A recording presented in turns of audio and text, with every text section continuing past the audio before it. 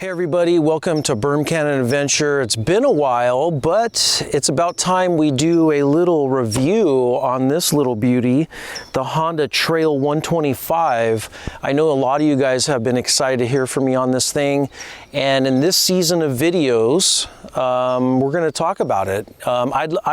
Number one, I would have liked to take this into Baja this season, but there was some logistic issues on that, but I think this thing would be amazing down there, and we're going to go over some of the features and whether it's worth for you to have it in your garage or maybe get something else. So let's get to it.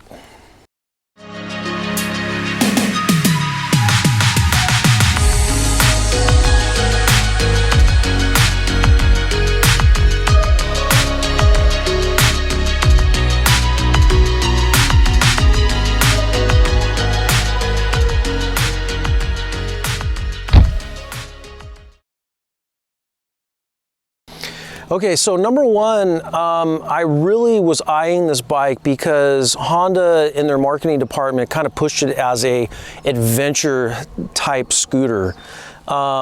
You got to realize in the 70s and the 80s, these things were floating around. Everybody had them on all their farms, or they went to their grandparents, and grandpa had one of these in the shed.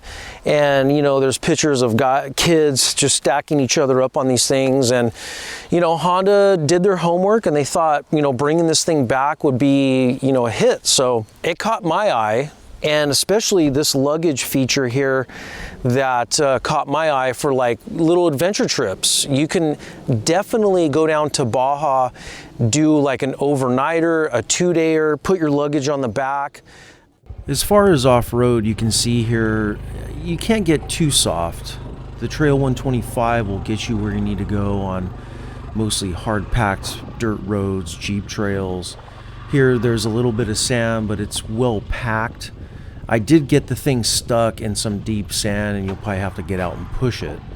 And just like any other bike, I think if you do some mods to it, it'll get you where you need to go and give you that extra push.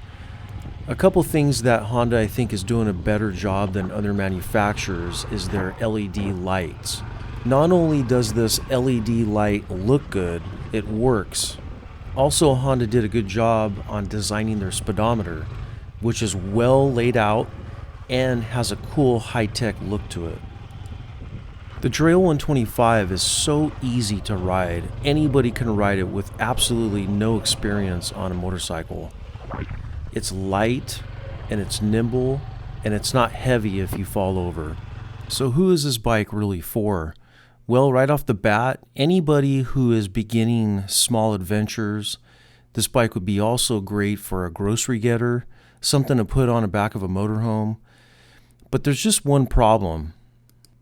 This may not be the case everywhere, but here in California, the electric bicycle is taking over the landscape. Where a lot of areas you're not able to take this Honda 125, you can take an electric bicycle, including on the beach, which in the frame of things is what has more access. Where right here, I was able to park on the street and then carry my surfboard down to the water, where other people were riding their surfboards on their electric bicycles down to the water. This is a debate that you can leave your comments in the discussion box below.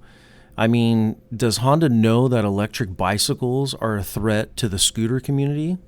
Or will the scooters just hold their value and hold their marketplace and have a place in somebody's garage and a utility to them? On one tank, you're probably going to get 200 miles.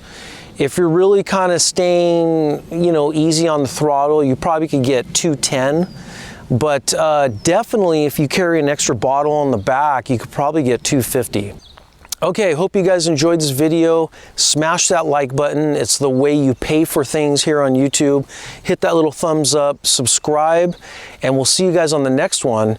And who knows, maybe I'll do some trips on this thing and really put it through the paces.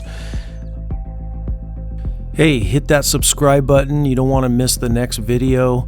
Also, check out the description box below. I got a lot of things in there, a lot of resources you guys can check out. And that's it. We'll see you on the next video. See ya.